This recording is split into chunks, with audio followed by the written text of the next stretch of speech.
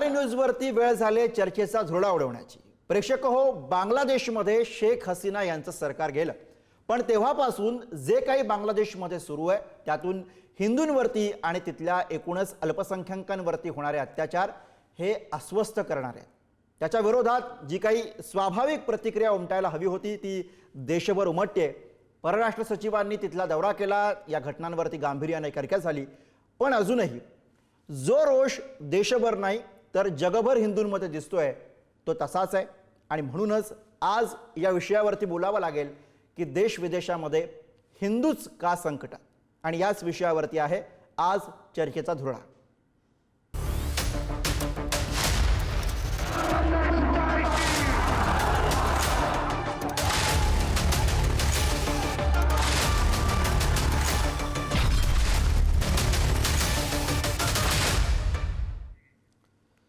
आणि याच विषयी चर्चेसाठी आपल्या सोबत आज मान्यवर पाहुणे आहेत। काँग्रेसकडनं गोपाल तिवारी आपल्या सोबत आहेत, भाजपकडनं विनायक आंबेकर आपल्या सोबत आहेत आणि विश्व हिंदू परिषदेकडनं प्रवक्ते शंकर गायकर आपल्या सोबत आहेत। सगळ्या मान्यवरांचं स्वागत आहे। मी सुरुवात करेन शंकर गायकर यांच्यापासून। गायकरजी, बांगलादेशमध्ये जे काही सुरू आहे त्याची प्रतिक्रिया देशातनं विदेशातनं जी काही येते ती आपल्या सगळ्यांच्या समोर आहे। चर्चेला सुरुवात करण्यापूर्वी, सगळ्या मान्यवरांकडे जाण्यापूर्वी तुमच्याकडनं मी सुरुवात करतो। हे सगळं बघता विश्व हिंदू परिषदेची यातली नेमकी भूमिका काय, आपण सविस्तर मांडावं। विश्व हिंदू परिषदेची भूमिका इतकी स्पष्ट आहे। एक आठवड्यापासून संपूर्ण देशभर विश्व हिंदू परिषदेने हिंदू समाजाला घेऊन आज मोठ्या प्रमाणामध्ये आक्रोश मोर्चे, हिंदू समाजाचा जो आक्रोश आहे जो बाहेर आलेला आहे, इस्कॉनवरती किंवा तिथल्या हिंदू समाजावरती झालेला जो अत्याचार आहे, अनाचार आहे, अक्षरशः पूर्ण जळीत कांड, आणि हे आजचं नव्हे तर देशाच्या विभाजनानंतर जे परंपरा आजही जी चालू झाली आहे ती आजही चालू आहे। 71ला जे रणकंदन झालं, 20 लाख हिंदूंची कत्ल झाली, 10 लाख हिंदू माय बहिणींवरती अत्याचार झाले। आणि ते हिंदू म्हणजे कोण? ते सामान्य ते सामान्य गरीब, सगळ्या समाजाचे, सगळ्या जातीचे, केवळ सुवर्ण नव्हे तर सगळ्या हिंदू समाजमध्ये छोट्याच्या छोट्या पुजाऱ्यापासून तर तिथल्या कारागिरापर्यंत अक्षरशः दे माय धरणी ठाय अशा प्रकारचं क्रूर अत्याचार जो चंगीज खानने सुद्धा केला नाही, आतंकवादाने सुद्धा केला नाही, इतकं भयानक हत्याकांड जगाच्या इतिहासामध्ये मी तरी अजून इतक्या मोठ्या प्रमाणामध्ये पाहिलं नाही।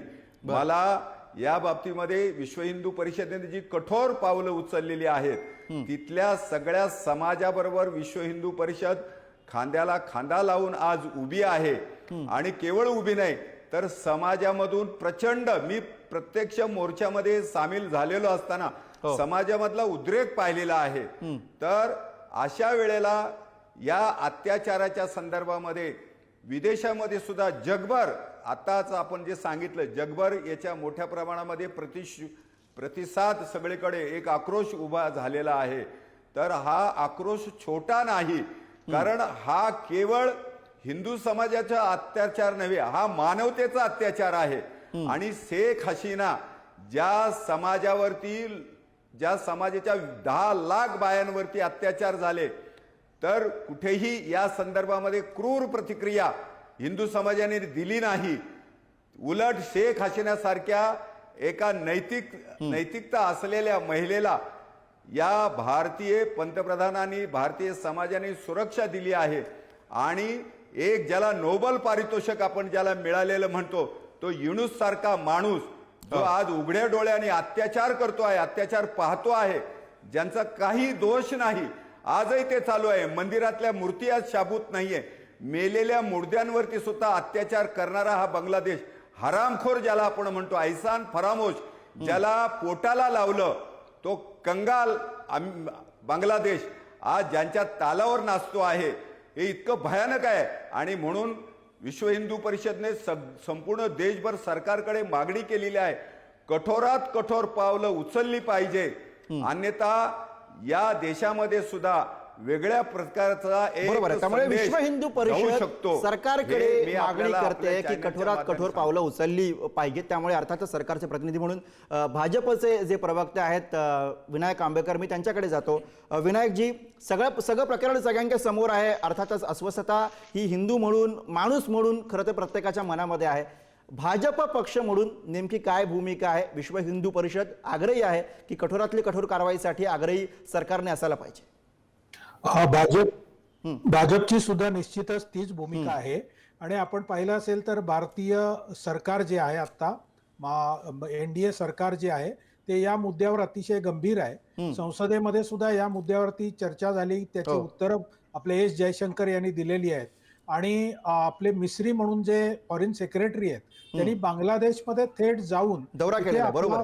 दौरा केलाय आणि थेट निषेध स्पष्ट शब्दामध्ये त्यांना दिलेला आहे. आता आपण ज्या वेळेला फॉरेन सेक्रेटरी ज्या वेळेला तिथे जातात त्यावेळेला आपल्याला जे काही कळतं त्यापेक्षा जास्त काही तिथे ते बोलत असतात. त्यामुळे तुम्ही जे वागताय त्या पद्धतीचे गंभीर परिणाम तुम्हाला काय भोगायला लागणार आहेत हे निश्चितच त्यांनी त्या सरकारला समजून सांगितलेलं आहे. आणि त्याचमुळे जवळपास 88 गुन्हे ज्या वेळेला मिस्री तिथे गेले त्यानंतर त्या लोकांनी मान्य केलं, म्हणजे युनिस सरकारने पहिल्यांदाच हे मान्य केलं की होय असे अत्याचार झालेले आहेत. आणि या अत्याचाराविरुद्ध जे त्यातले जे इन्व्हॉल्व लोक आहेत त्यांच्यावरती कठोर कारवाई व्हावी यासाठी त्यांनी पावलं देखील उचललेली आपल्याला दिसून येतात. भाजप सरकार म्हणजे एनडीएचं सरकार, भाजप पक्ष हा सर्व बांगलादेशामधल्या हिंदूंच्या पाठीशी खंबीरपणे उभा आहे. आणि या प्रसंगावरती किंवा बांगलादेश मधल्या हिंदूंवर होणाऱ्या अत्याचारावरती अतिशय कठोर अशी पावलं या एनडीए सरकारकडून उचलली जातील याचे मी आपल्याला आश्वस्त करतो. बरोबर. आता मला काँग्रेसच्या प्रवक्त्यांना या चर्चेमध्ये आणायचे. गोपाल तिवारीजी आपल्या सोबत आहेत. गोपाल तिवारीजी, इथं प्रश्न हा सुद्धा उपस्थित होतोय की या सगळ्या प्रकरणावरती तीव्रतेने प्रतिक्रिया उमटत असताना काँग्रेसचं नेमकं काय चाललेलं आहे? काँग्रेसच्या थंड या सगळ्यावरच्या प्रतिक्रियांकडे सुद्धा लक्ष वेधलं जातं आणि त्याच्यावरती सुद्धा टीका होते. काय वाटते तुम्हाला? नाही, हे आज संपूर्ण उत्तरदायित्व जे आहे ते भारतीय सरकारचं आहे. आणि त्यांनी विरोधी पक्षांची मीटिंग बोलवली पाहिजे. त्या ठिकाणी राघव चड्डा आम आदमी पक्षाचे जे खासदार आहे 29 नोव्हेंबरला त्यांनी संसद तहकूब करावी याचा निषेध करावा, ठराव दिला. काय झालं? त्याचं काही केलं नाही. त्याच्यानंतर आपण एवढ्या उलथापालथ ह्या बांगलादेशमध्ये होत असताना, तिथल्या सरकार पलटले असताना आपलं परराष्ट्र खातं किंवा आपल्याला काही याची काहीच पुसटची कल्पना देखील नाही आली. शेख हसीना ऐका ना, शेख हसीना ज्या वेळेला आल्या त्यांना आपण आश्रय दिला. आपला शेजार धर्म आहे, मानवतावादी धर्म आहे, तर ठीक आहे. परंतु एवढं सगळं होत असताना आपल्याला कशीच काही कल्पना आली नाही. आपलं परराष्ट्र धोरण कुठं कमी पडतोय का? आपण मुत्सद्देगिरीमध्ये कुठं कमी पडतोय का? आणि या सगळ्या याच्यामध्ये संसदेला निषेध करून तहकूब करून त्या ठिकाणी विरोधी पक्षांची मीटिंग बोलवली पाहिजे पंतप्रधानांनी. प्रत्येक पक्ष तर बोलतोय या वेळेला, आमचे प्रवक्ते बोलतायत, दिल्लीत बोलले. राहुल गांधी काय म्हणाले जरा सांगा. राहुल गांधी काय म्हणाले या सगळ्याविषयी कठोरपणे ते सांगूयात आपण. कदाचित आमच्याकडनं मिस झालं असेल, तुम्ही सांगा. काय राहुल गांधी जे विरोधी पक्ष नेते, सगळेच राहुल गांधी काय, खरगे काय, नाही, राहुल गांधी काय म्हणाले? जे विरोधी पक्ष नेते आहेत असं काय करतात? जे विरोधी पक्ष नेते आहेत ते या सगळ्यामध्ये त्यांनी काय कठोर भूमिका मांडली? तिवारीजी, ती सांगा फक्त, एवढंच म्हणतोय. जर आमच्याकडनं जर ऐकलं गेलं नसेल तर तुम्ही ती महाराष्ट्रासमोर ठेवा ना. नाही, मी तुम्हाला ते सांगतोय की याविषयी सरकारने ताबडतोब बोलणी करायला पाहिजे. त्या तिथल्या सरकारची वाट. पण याच्यासाठी विरोधी पक्ष आग्रही आहे का हे विचारतोय मी. काँग्रेस आग्रही आहे का? विरोधी पक्षांना बोलवलं पाहिजे या विषयावर. सरकारने इंडिया आघाडीने तहकुबी मांडलेली ती सुद्धा फेटाळली. संसद चालू देत नाहीये सरकार. अडाणीचा विषय येईल म्हणून संसद चालू देत नाहीये. आणि आपला आज तुमच्यासाठी अदानी प्रायोरिटीवरती आहेत की हिंदू? अदानी प्रायोरिटीवरती आहेत की अल्पसंख्याक? हिंदू नाही म्हणत मी, फक्त अल्पसंख्याक जे बांगलादेशमध्ये अत्याचार सहन करतायत. तिवारीजी, बोला, पूर्ण करा. बघा, दोन गोष्टी आहेत. आपल्याला तिथल्या हिंदूंना संरक्षण द्यायचं का भारतात राहून मुस्लिमांच्या बद्दल तिरस्कार आणि त्या ठिकाणी त्यांच्याबद्दलच तिरस्कार वाढवायचा? हे दोन गोष्टी आहेत. आपल्याला हे करण्यापेक्षा तिथल्या हिंदूंना रक्षण देण्याची गरज आहे. तुम्हाला काय वाटतंय या त्या बांगलादेशचा मुद्दा करून तुम्हाला काय वाटते तिवारीजी, तुम्ही जो मुद्दा छेडलाय त्याच्यावर मी पुढे नेतो की या बांगलादेशच्या सगळ्या प्रकरणातनं मुस्लिमांच्या विरोधातला तिरस्कार वाढवण्याचा प्रयत्न केला जातोय का, असं म्हणायचंय तुम्हाला? हो, मी असं म्हणायचं. मी विश्व हिंदू परिषदेकडे जातो, गायकरांकडे जातो. गायकरजी तुम्ही हिंदू उत्तर द्या. विचारांचं समर्थन करणारं सरकार आहे असं तिवारीजी, म्हणतात. मग तुम्ही- गायकरांकडनं उत्तर येऊ दे. ऐका. तुम्ही विरोधी पक्षांना आणि यांना बोलवत का नाही, संसदेत हा प्रश्न मांडत का नाही? एक फॉरेन सेक्रेटरी मी याचं उत्तर घेतो, आंबेडकरांकडनं याचं उत्तर घेतो. घेतो. ऐका हा. भारतामध्ये आज जंतर मंतरवर मुस्लिम तरुण देखील त्या निदर्शनास आले. त्या ठिकाणी हे भारताचं कल्चर आहे, आजपर्यंत जे सांभाळण्यात आलेले ते. त्या ठिकाणी हिंदू मोठ्या प्रमाणावर तरुण तरुणी त्या जंतर मंतरवर याचा निषेध करतायत. मुस्लिम निषेध करतायत आणि आपण ते कशाचा निषेध करतायत? बांगलादेश मधल्या घटनेचा ना, बांगलादेश मधल्या घटनेचा मी तेच तुम्हाला विचारतोय. राहुल गांधी ठामपणे कठोरपणे यावर का बोलत नाहीयेत, का विचारत नाहीये सरकारला?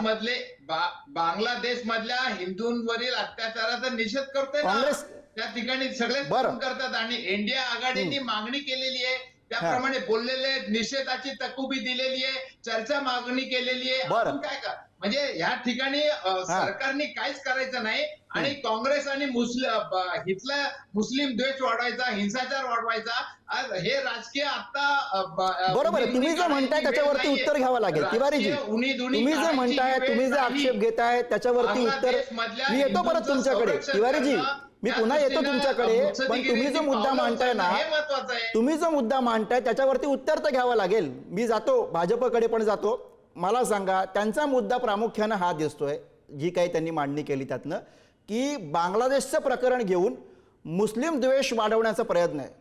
गायकरजी तुम्ही यावर बोलावं आणि आंबेकरजी तुम्ही यावर बोलावं. सुरुवातीला गायकर सरांकडे जातो, बोला. नाही, असं आहे, मला फक्त 2 मुद्दे मांडायचे आहेत. 1950 पासून 1947-50 पासून बांगलादेशाची जी लोकसंख्या होती ती आपल्याला माहिती आहे किती, 37% जी होती, आज काय आहे. आणि ज्या 1971 ते 71ला जमाते इस्लामीला समोर ठेवून पाकिस्ताननी जो का हैदोस घातला, त्यावेळेला सरकार कोणाचं होतं 71ला? ज्यांना आपण म्हणतो की झाशी की राणी, जिला आपण इंदिराजींना जो मोठा गौरव केला, त्याच काळामध्ये हजारो लाखो माया बहिणींना तुडवलं गेलं, पळवलं गेलं, मळवलं गेलं. आता हे जे म्हणतायत, कारण यांनी कुठेही काँग्रेसनी धरणा प्रदर्शन केलं नाही, कारण यांना त्याच्याशी काही घेणं देणं नाही. यांना हिंदुत्वाशी काही घेणं देणं नाही. हिंदू जगला काय मेला काय, यांना फक्त आपल्या राजनीतीशी मतलब आहे.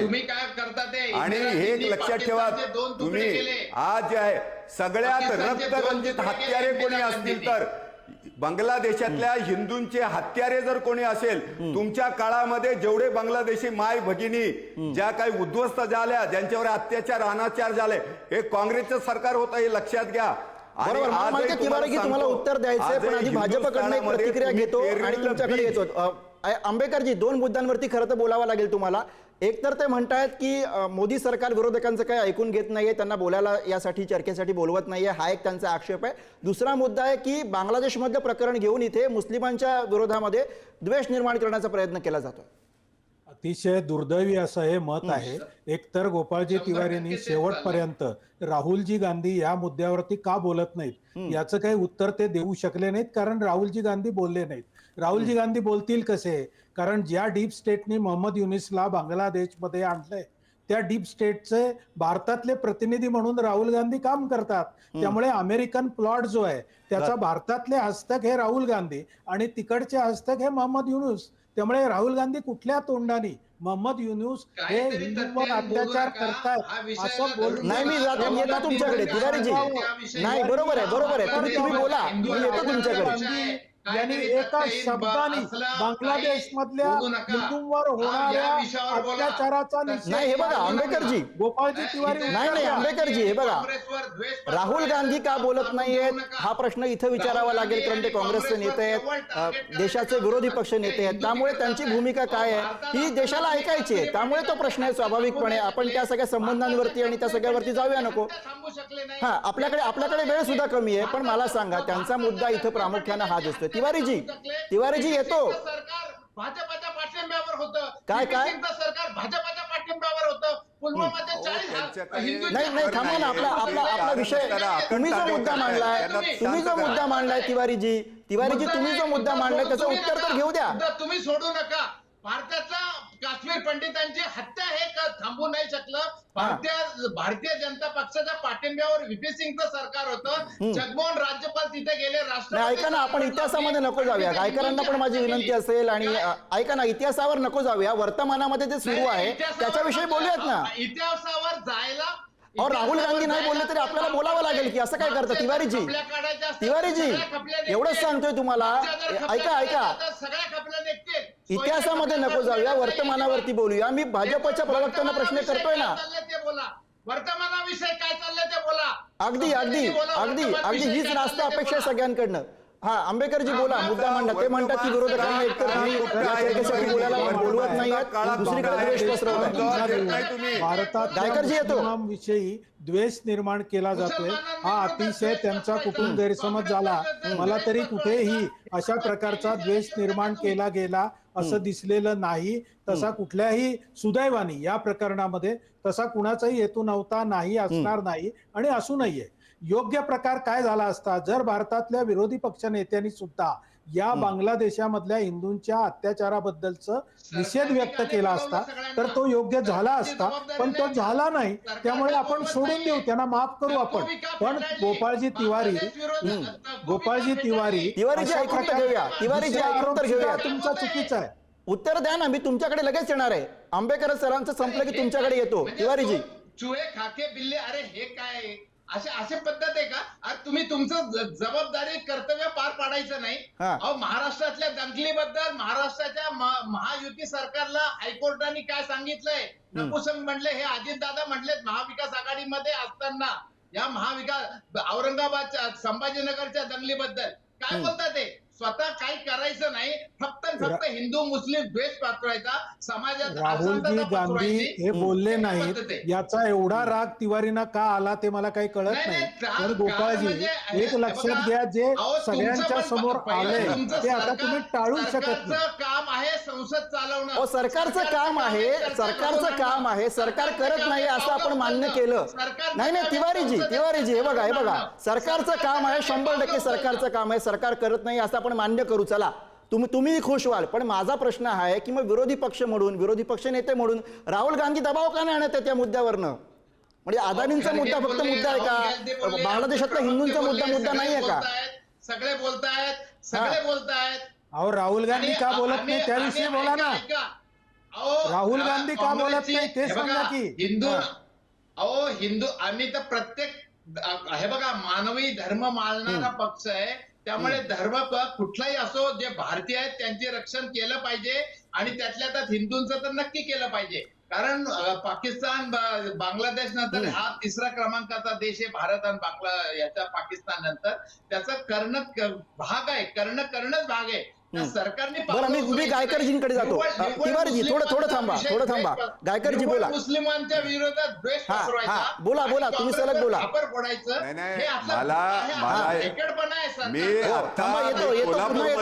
पुन्हा येतो. मला फक्त तिवारी अगदी शेवटची 2 मिनिटं आहेत. पटकन एक तिवारीजींना एवढंच विचारायचं आहे की 3 करोड जो रोहिंगे आहे बांगलादेशी, हे कुणाच्या आशीर्वादाने या हिंदुस्थानात आले? भारतीय जनता पार्टीच्या आशीर्वादाने आले का? मी जे आज कोल्हापूरमध्ये आहे त्या बरोबर आहे. हे सगळे मुद्दे हजारो बांगलादेशी आहेत, कुणाच्या आशीर्वादाने आले याचं उत्तर द्या ना. केवळ मुद्दा मांडताय तोही रास्त आहे. शेवटच्या कमेंटसाठी जातो आंबेडकरांचे. मला सांगा, सरकार म्हणून आता स्वाभाविक आहे आता राहुल गांधी बोलत नाहीत, तो मुद्दा झाला वेगळा. पण सरकार म्हणून काय कठोर पावलं उचलली जाणार आहेत हे सांगावं लागणार. मी मगाशी सांगितलं त्याप्रमाणे ज्या वेळेला भारताचे फॉरेन सेक्रेटरी बांगलादेशमध्ये गेले त्यावेळेला बांगलादेशच्या नूतन सरकारला समजेल अशा भाषेमध्ये त्यांना मेसेज देऊन आलेले आहेत. सगळ्याच गोष्टी या ओपनली बोलल्या जात नाहीत. आपल्यालाही माहिती आहे आंतरराष्ट्रीय संबंधांमध्ये. आणि भारताकडे बांगलादेशाची कोंडी करण्यासारखे असंख्य मार्ग आहेत जे योग्य वेळेला वापरले जातील. पण बांगलादेशमधल्या हिंदूंच्या बरोबर भाजपचं सरकार हे ठामपणे उभं राहील हे मी आपल्याला निश्चित सांगू इच्छितो. बरं तिवारीजी, अगदी शेवटचं मिनिट आहे. बघा हा बघा गुरुराजजी, हे बघा कुठल्या शेजारी राष्ट्रांशी आपले संबंध चांगले, तो नेपाळची काय परिस्थिती आहे, श्रीलंकेची काय, म्यानमार काय, छोटा मालदीव पण आपल्याला हे करतोय. आणि या सगळ्या गोष्टीमध्ये मुत्सद्देगिरीचा अभाव आहे. परराष्ट्र धोरणाचा बट्ट्याबोळ लागलाय. कुठलाही देश आपल्याला घाबरत पण नाही. आपण बिनबुलाय मेहमान मेजूर बिर्याणी खायला पाकिस्तानला बिनबुलाय जातोय. कसा आपला धाक राहील त्यांना? परराष्ट्र देशात धाक राहणार कसा आपला? आपण जर मुत्सद्देगिरी विरहित राहत असू, आपल्याकडे काहीच डिप्लोमॅसी नसेल, आपलं काही वजनच नसेल, आणि जसं काही सर्व याचं सत्य आपल्याला माहिती आहे, विश्वाचं या थाटात राहतोय. नाही आपण खरं तर या मुद्द्यावरती नव्हतं बोलत. हिंदू का संकटात आहेत हा आपला मुद्दा होता. नाही, अगदी शेवटाकडे आपण या चर्चेचे आहोत तिवारीजी, म्हणून मी तुम्हाला थांबवतोय. एक मुद्दा जो खरं तर या सगळ्यामध्ये आला नाही, या सगळ्या वादाकडे किंवा या संघर्षाकडे हा अल्पसंख्याक आणि बहुसंख्याकांचा वाद म्हणून याकडे बघता येणार नाही. फक्त तेवढं आपण बघून चालणार नाहीये, माणुसकीच्या नजरेतून सुद्धा, माणूस म्हणून सुद्धा याकडे आपल्याला बघावं लागेल. आणि म्हणूनच या संघर्षाकडे बघताना आपल्याला निदा फाजली आठवतात, जे म्हणतात की हिंदू भी सुकू से है, मुसलमान भी सुकू से है, इंसान परेशा यहाँ भी है वहाँ भी है. कदाचित हे तिवारीजींना सुद्धा पटेल. जे गप्प आहेत ते माणुसकीचा धर्म आठवून यावरती बोलतील. ज्यांच्या हाती सत्ता आहे ते दिल्या घेतल्या वचनांना जागतील, अशी आपण अपेक्षा करूया. आणि चर्चेतल्या या धुरड्यामध्ये आज आपण इथेच थांबूया. सगळ्या मान्यवरांनी आपल्याला वेळ दिला त्यासाठी सगळ्यांचे आभार. बघत राहा पुढारी न्यूज.